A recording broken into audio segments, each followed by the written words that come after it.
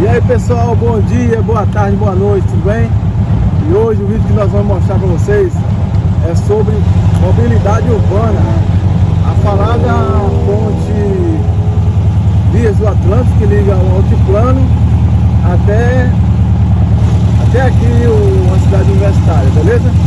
Então já vai deixando o like aí, joinha, curta aí, compartilhe, que é de extrema necessidade para o nosso canal, beleza?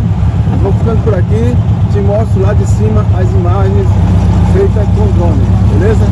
Um abraço a todos e um bom final de semana. Tchau, fui!